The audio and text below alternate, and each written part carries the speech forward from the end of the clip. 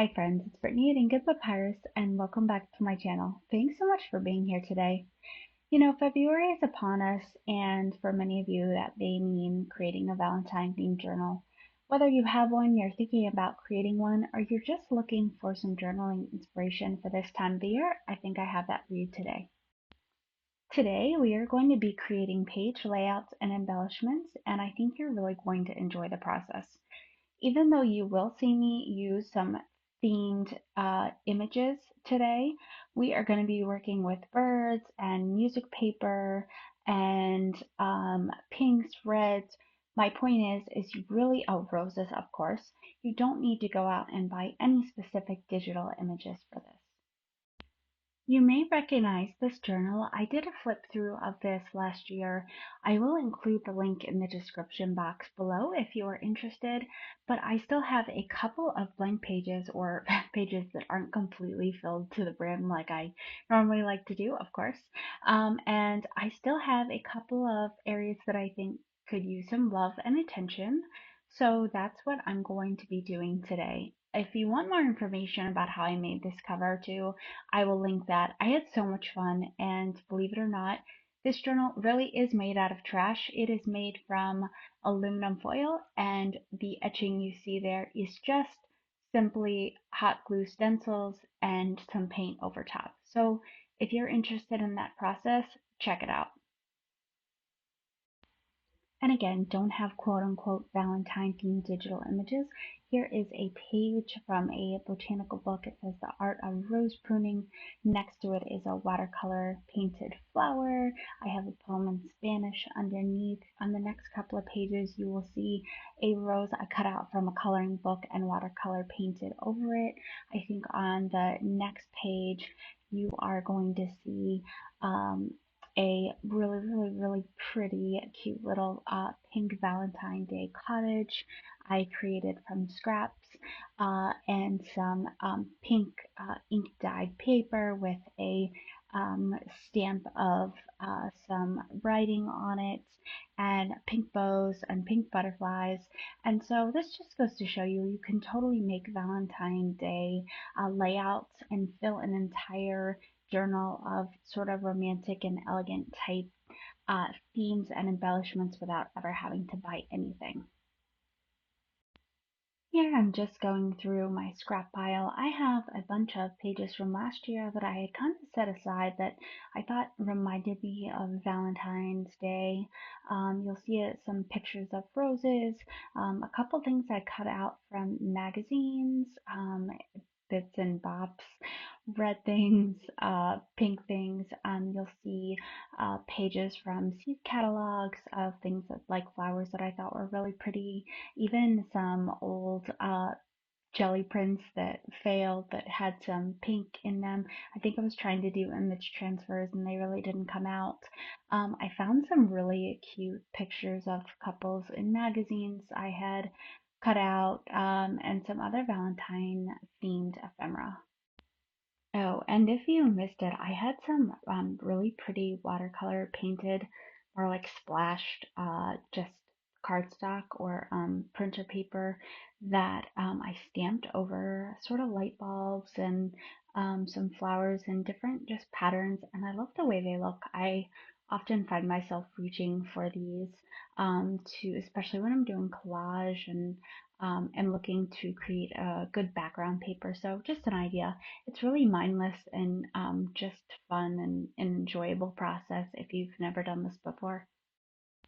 Before I decided on what embellishments I wanted to do with you guys, I started kind of just flipping through the journal for some inspiration. I do that often. I think I just look back at previous projects and think, what is it missing, or what did I really enjoy, or what do I want to try again? Maybe put a different spin on it.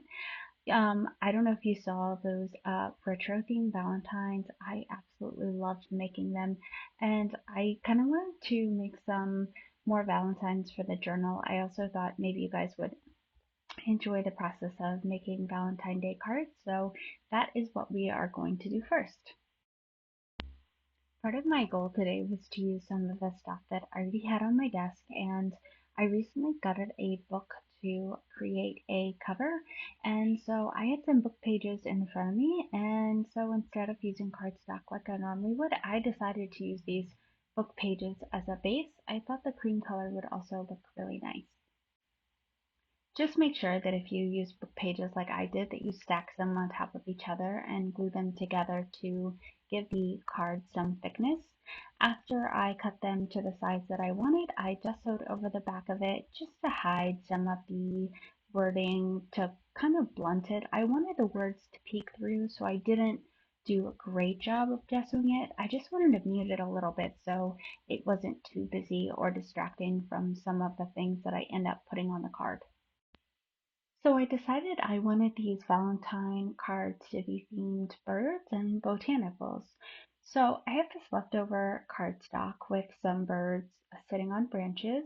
I end up cutting one out that is on a branch and I leave the end of it kind of flat. So it's gonna sort of run off the page. If you'll see what I'm saying in just a second. And one of the other birds I cut out is sitting in a nest.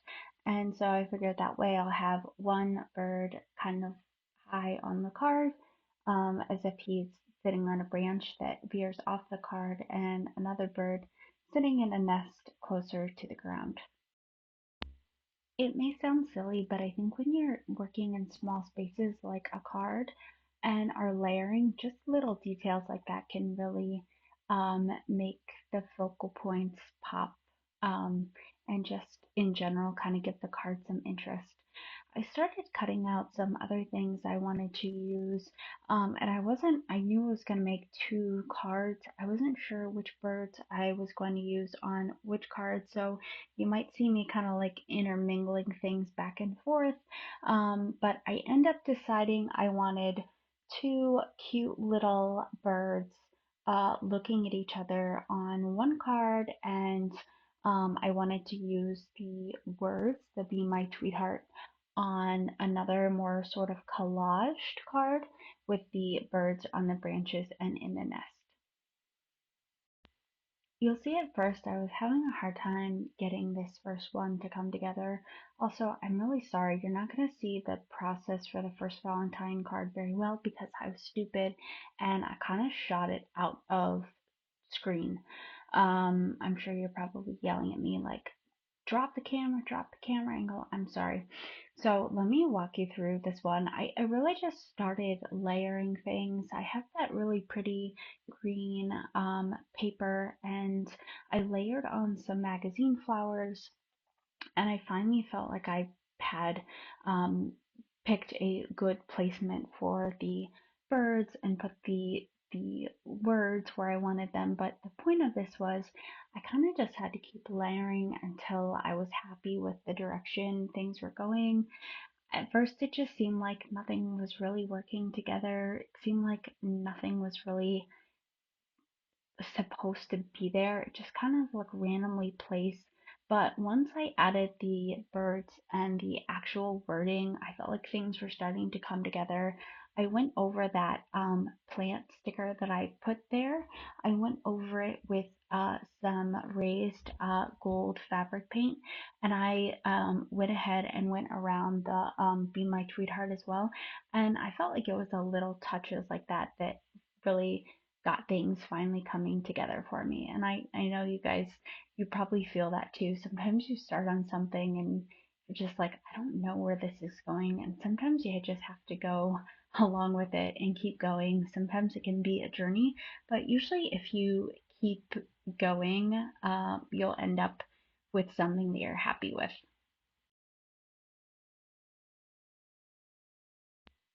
Oh, and in case you're wondering, inking the card after you've already painted on top of it is never a good idea, but for the sake of the video and finishing the Valentine Day card, I just kind of had to. Okay, so all in all, I'm pretty happy with how this turned out, but I have to tell you, I like the second one a lot better. I just think it jived better.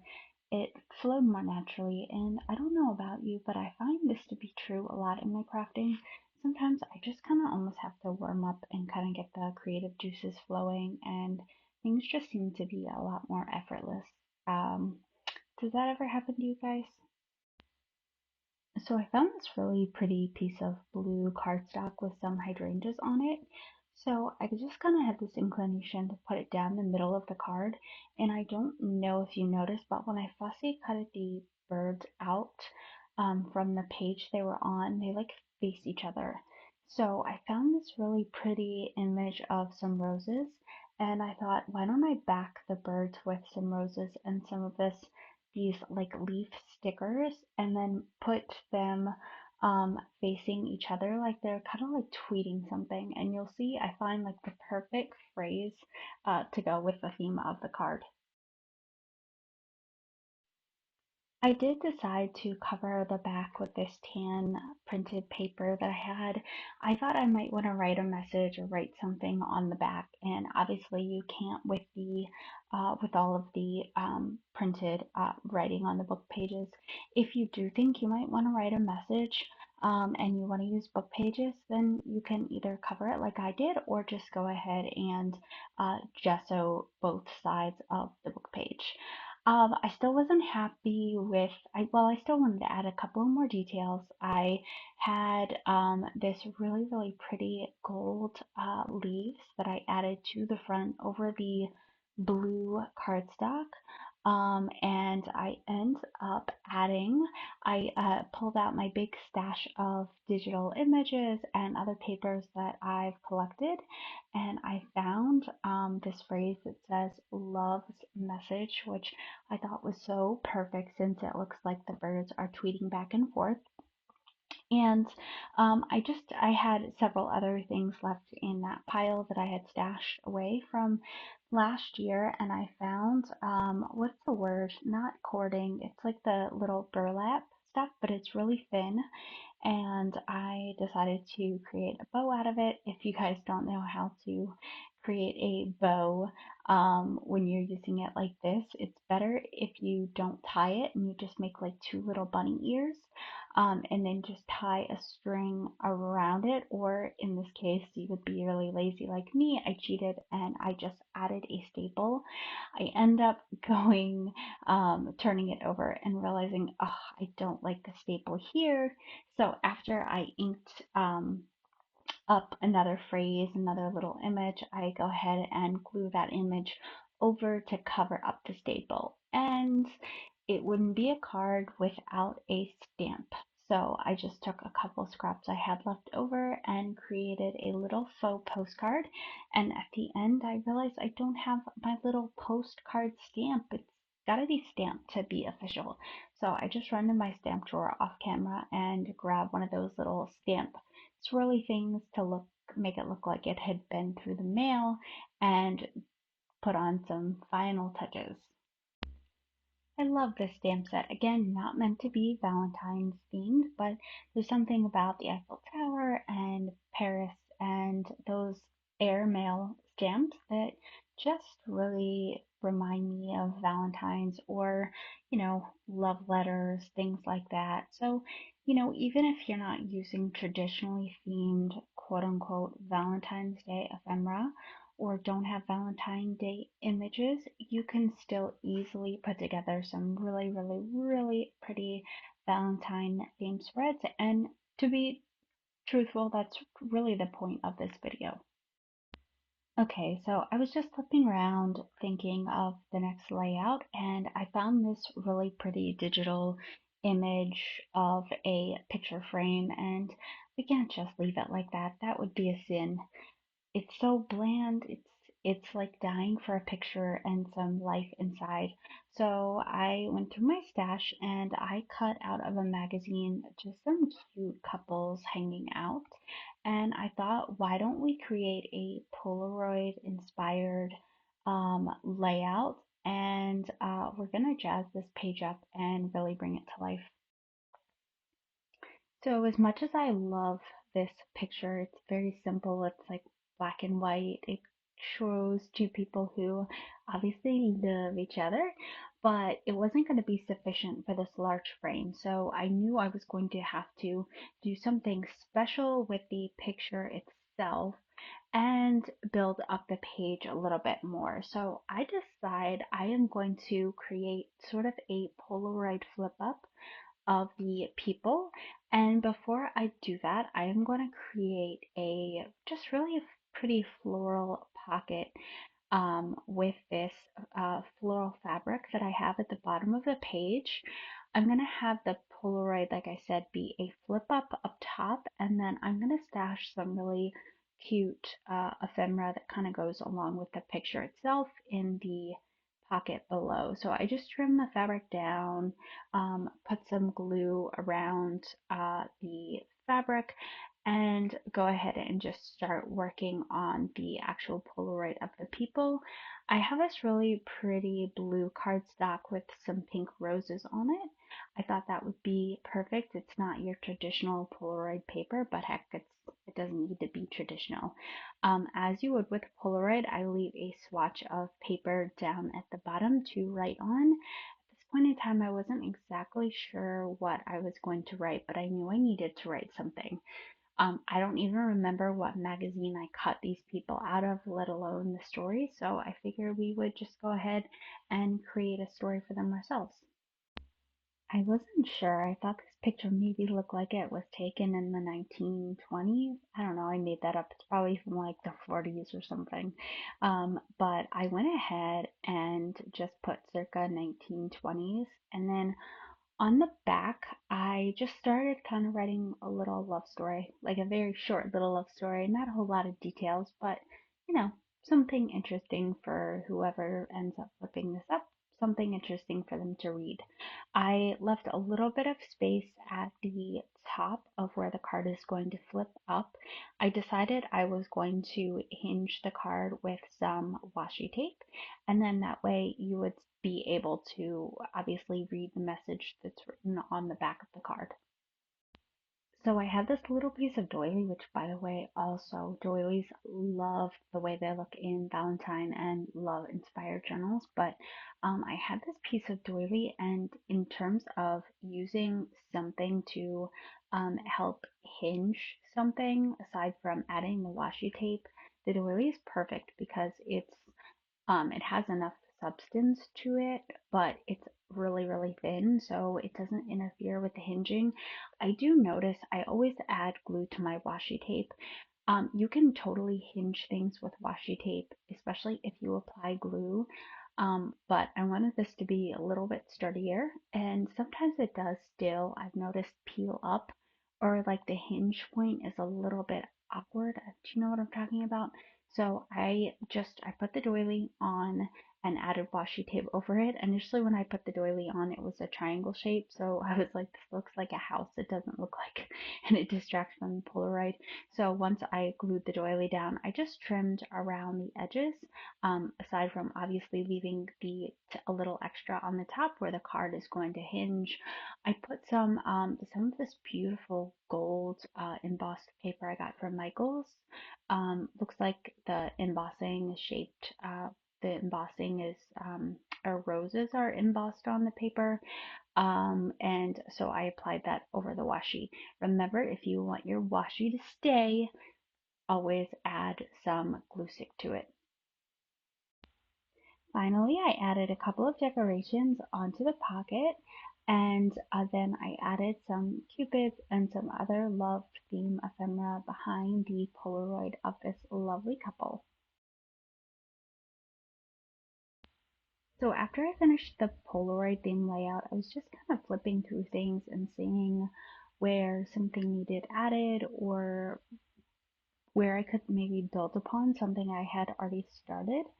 And I found this wraparound pocket that I created, and the cardstock just was lined and it was blank. And I thought, you know what? I will write down some facts about roses. So just kind of thinking out of the box, if you're stuck with what to write or stuck with what to decorate, just Google something, Google a topic, read about it, maybe put the lyrics of a poem or a song. Hell, you could even open up a page and write Shakespeare. There's always something to put on a journal page that will reflect your individual style and taste. And I love how this turned out. And I think I'm just going to keep this journal forever. But I was going to say, if you do something like this, whoever inherits the journal can read all about roses. Think about fun things like that. to write about maybe things that your average person doesn't know. And so as much of this, as much as it can be a tactile experience or just an experience looking through pretty things and flipping through old bits of ephemera could be a learning experience as well. As I am flipping through and just thinking about maybe what I want to do next, I just wanted to point a couple things out. I don't know if you caught it, but that white lined paper actually had a recipe for the world's most decadent brownies. They're the best, but for some reason that made me think of Valentine's Day. Some of these wraparound pockets you see I absolutely love using vellum this way. Vellum can be a little bit difficult to work with, especially if you want to glue things to it. It always seems to wrinkle and never seems to look right. While I love actually sewing vellum onto paper and then using the light vellum as like a see-through pocket. And I like storing ephemera in my journals that way. So I don't know if you caught it, but the Polaroid layout that we did was actually a page that is not actually glued into the journal. I have it secured with a paperclip as a wraparound. And when I went to fiddle with it, I realized that the page underneath the wraparound on the other side is completely blank. So I thought, you know what, perfect. Let's do a layout, some sort of collage layout from scratch. We're working with a fresh blank page, and I thought, why don't we create start with some layered tags. Maybe we'll sort of create a layout to tell a story, like we did with the other Polaroid layout that we just created. So after I secured the tags to the page with washi, because I do want them to be able to flip up, I put a teddy bear underneath. It kind of just reminded me of a gift, like a Valentine's Day gift that you would give to someone, and I did just a little bit of journaling next to him. I was kind of struggling with what to do next, and there's just a whole lot of white space on the page. It's kind of intimidating. So sometimes when I do that and I just feel like I need help getting going, I will ink around the page or start doodling on it, splash some paint on it. I don't know. For whatever reason, it just things seem to get moving from there. It's like once you break up the white space, then it's not nearly as intimidating to get started. I don't know. Do any of you feel the same way? Even though the tags have some polka dots on them, I still thought they were a little bit boring, so I took the magazine images of flowers I had, I fussy cutted around a couple of them and glued them directly to the tags, and it's amazing just how much some simple little details can add to your layouts. We need to do a magazine harvest soon, guys. I'm starting to run out of magazine images. Notice I said run out of magazine images and not magazines. The magazines in my office lying around are plentiful to the point where the stack very well may fall and I may end up stuck, needing extricated in some like hoarding type of situation. Anyways, once my roses are on the tags, I turn my attention towards the top of the page and I find this image of this really pretty Cupid and it says a token of love, and I decide to separate the two. I'm not sure that I want the image, but I really want the phrase for the top of the page, so I just separate the two and kind of go from there. I still feel like these pretty hearts are kind of blending into the back of the page and it's not doing them any justice. So when in doubt, go around something with a charcoal pencil and I promise 9 times out of 10, probably more than that, you will love the way this looks. I went back through my stash and found a Cupid and I thought that was the perfect addition to the page that I had been looking for. I realized I still had those pretty stamps sitting on my desk, so I pulled out the Eiffel Tower and thought, "Ah, how perfect. Like, Eiffel Tower, maybe this theme is gonna be a day spent in Paris, something to do with Cupid." So I got out the Eiffel Tower stamp. It's really long, and I realized I don't have a stamp block next to me that is nearly long enough. So I took a risk. I was brave and just took it off myself and laid it down in the ink and decided to slap it on the page and hope for the best.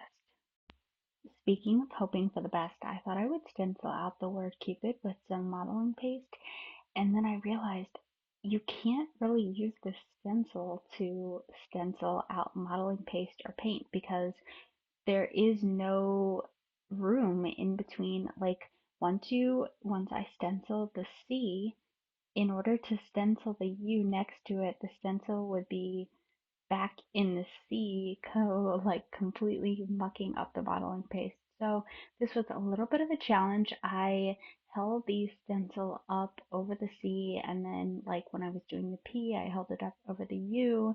So the quality of the modeling paste, like the lettering, isn't that great because in order to get a crisp image, your stencil needs to be flush against the page, not moving, but I did the best I could, and to be honest, it actually didn't turn out half bad.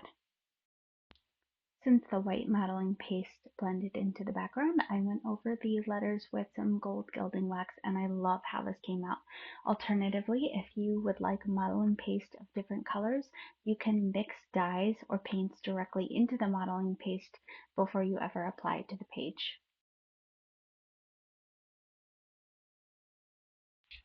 So guys, I hope this Valentine journaling session today inspired you to create some layouts and embellishments of your own. Like I said, think pinks, reds, birds, music, roses. You do not have to go out and buy Valentine Day digital kits. I promise you, you can fill up an entire journal with some of the stuff that you have around you if you are creative. So I really hope you enjoyed this journal along with me. If you did enjoy this process and you want to see more sort of journal with me type videos, please drop me a comment with some feedback. Let me know if you found value in this. Please hit that like and subscribe button, and I can't wait to see you the next time.